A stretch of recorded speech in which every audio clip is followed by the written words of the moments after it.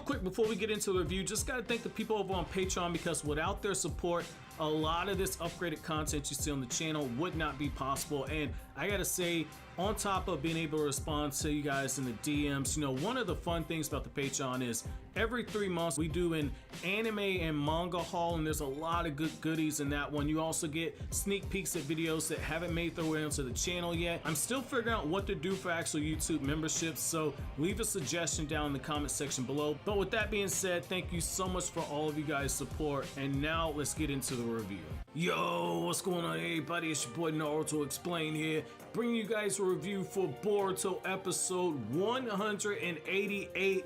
And dude, the moment we have been waiting for 3 years is finally here.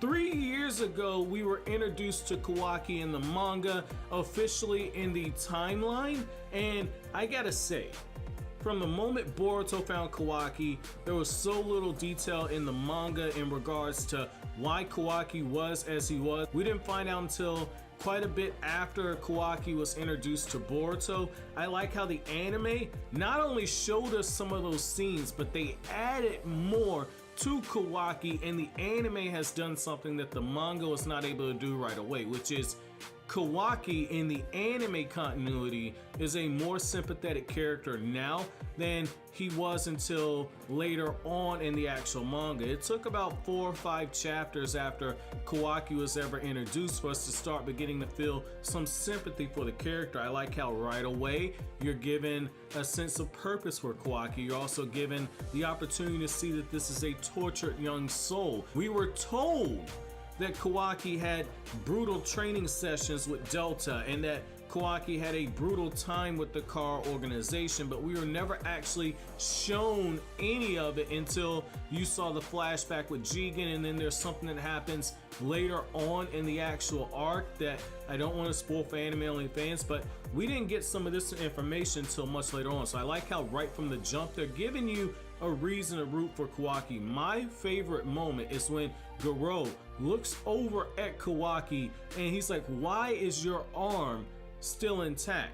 Why didn't they experiment on you the way they did me? And you see Garo and he takes his new weaponized hands and he's just clamping down on Kawaki the whole time. You're thinking, okay, Kawaki almost got out. All this was almost averted.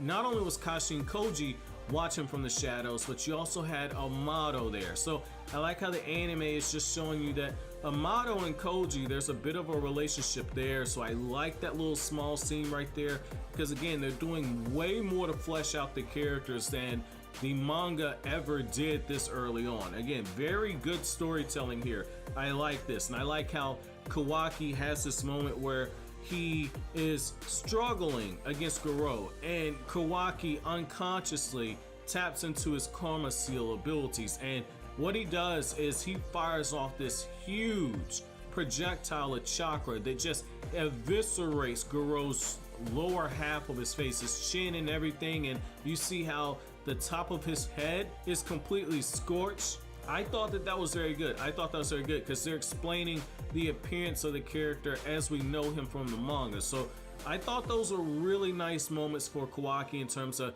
characterization and development. I like how the whole time he's remembering all this, he's actually asleep. You know, you guys hear me say all the time, it's very important for a storyteller to actually show us and not tell us. There are times where telling us about certain events is something that works, but you always are able to maximize storytelling by actually fleshing out the scenes and showing it and getting the reader, in this case the viewer, more invested in the actual characters and stories. So I thought this was very good. I thought this was very, very good. And I gotta say, one thing that I thought definitely stood out is the fact that, you know, when Kawaki used that huge projectile on Garo, you get this beautiful scene where the dude's eyes are completely whited out from the shock and the pain that he's experiencing.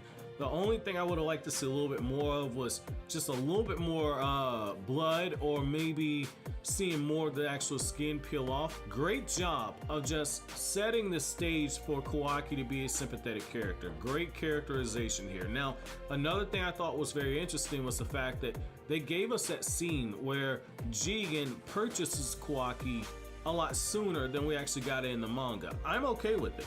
The other thing that I thought was pretty interesting about that is how they added a few extra moments when you actually see Kawaki trying to back away from Jigen, and it just shows you that Kawaki on a primal level understands that for as bad as his father was, this man that was attempting to take him away from his father was something completely worse. So I like that right there. You know, I'm a big proponent. I always say stick a small child around somebody if you want to know their true nature. Children pick up on stuff in ways that adults can't because they still have that innocence about them. And so I like that little moment right there, and I like how they're using all of this to actually build towards the moment where Kawaki absolutely snaps and is getting ready to attack Konohamaru and the members of Team 7. I absolutely love that because you see all these memories and you see the pain and suffering in the guy, and you get a clear understanding of why he's terrified of Kara and why he's trying to run away from them.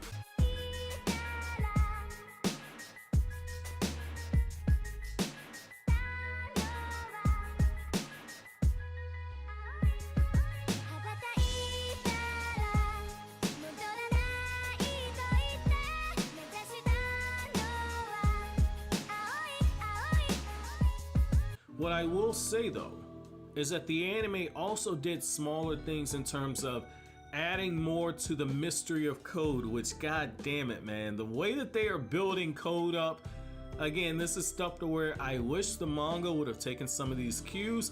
How hard it would have actually been to have Code maybe shown in the background, listening to the conversation with Delta and Jigen, but you know, it is what it is. You know, at this point, the anime's the more superior storytelling vehicle for the actual manga adaptation. The anime gives you more showing. Like, I love the little small things on there to where Delta is so pleased with herself that Jigen has allowed her to go spy on Kashi and Koji that she don't even realize that she's being watched by Code. And Code's even got that little sinister smile saying, huh, she's so simple-minded. And I like how, again, more interactions between Amato and with Jigen, and Jigen's telling Amato, like, look, make sure nobody bothers me. And if you read the manga, you know exactly what's going on at this point. You know exactly where Jigen is headed. You know exactly why Jigen is stepping away as he is. It's directly related to the fact that he says that the vessel could never escape me, even if it wanted to. So I like that. I like how, again, it's foreshadowing. It's also a wink and a nod to the people that read the manga. And I like the little smaller details that are thrown in there to where you actually see Delta and she's walking through these ruins in the part of the world that the Kara organization's in. And you see how Garo is just ruthlessly just terrorizing all the people that are in there. And he's got one dude by the actual skull, and Delta approaches him. Little small things, because in the manga, when he shows up, it's just like, oh shit, another guy just pops up out of nowhere. There was no indication that Delta was bringing Garo there, so I like how we actually see that introduction. You know, this is what I like right here. I like the smaller details that are added into the actual story to actually set up the actual impact moments. Now, if you are familiar with my manga reviews, you hear me say all the time of like the artist of the manga rushes through a lot of stuff and just gets to the flashy impact moments and doesn't necessarily pay the most attention to actual setup. So I like that you get all of this stuff right here, because again, it makes that moment when Kawaki tweaks so damn worth it. And I also like that moment when Boruto and Kawaki, they have their resonance, and when Boruto feels pain, Kawaki feels pain as well. I love that. I like how it's actually Boruto's presence that gives Kawaki so much pain that Kawaki wakes up. So love that moment right there. Love how, again, you just see the tale of two sons at this point. You see how Boruto, being the son of the Hokage, even though he's on a mission, Boruto's still kind-hearted. Boruto is still looking for that silver lining, saying, well, maybe I can talk and reason to him. Kawaki, on the other hand, was beaten by his real father. Kawaki was experimented on by the Car organization. He's not even referred to as a human being at this point. They refer to him as a vessel, and Kawaki sees the ninja from Konoha, and his number one reaction is that these people have to be trackers from Car. You just see how suspicious he is. I love that. I love that because it goes back to nature versus nurture. Now, moving on to one final thing, I do like those moments where you get Kashi and Koji and he's looking at Delta, and Koji understands he's on notice now. Jigen tells Delta, like, look, you know, if Koji hasn't done anything, he's a loyal servant to the Car, but if he hasn't done anything, there's something that's caught his attention.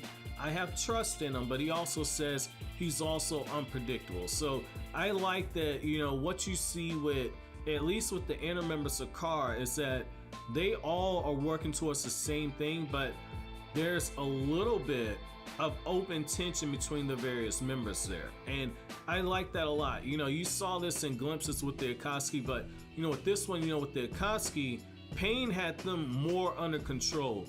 With Kara, Jigen allows them to basically do as they please as long as what they do does not interfere with the actual end goal of the Car organization. What I will say is that if you read the manga, you know why Jigen looks at the various inner members the way that he does. But I like that little moment right there, and I like how you get the reunion of Garo and Kawaki after Kawaki snaps on Team 7. Very, very cool. I like how when Garo shows up, Kawaki, he wants all the smoke right away, charges forward, and is trying to knock this dude's head off. And it gets revealed that everything you see from Kawaki right now, Kawaki is drastically weaker than what he would be. So again, very nice storytelling element right there. I thought that this was a good episode, because one problem for me as somebody that reads a lot of manga is like when I get to watch an anime, when I already know the story, it's really hard for me to re-experience the story after I've already read it.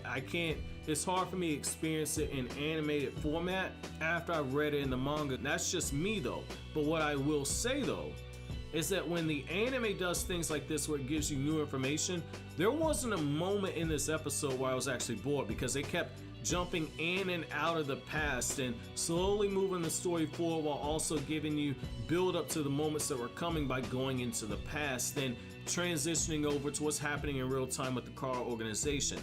Very well structured episode. I give this episode, take a little animation tweaks out, take all that out. Just from a story structure perspective, I'm gonna give this one a solid 8 out of 10. I'm gonna give this a solid 8 out of 10 from how it was structured. Very good.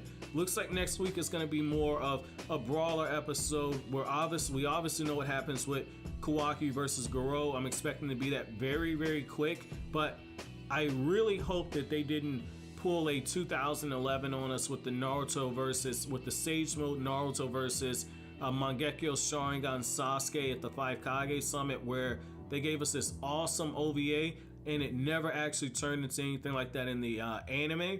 I'm really hoping they actually cash in and show us Kawaki brutalizing Team 7. However, my episode question to you guys is, if you're an anime only fan, what does this do for you for Kawaki? Do you now see him as sympathetic? Are you rooting for the character? Let me know down in the comment section below. But as always, guys, if you like anything I had to say, don't forget to comment, rate, subscribe, and share. Thank you so much for watching on to the end. Have an awesome day, guys.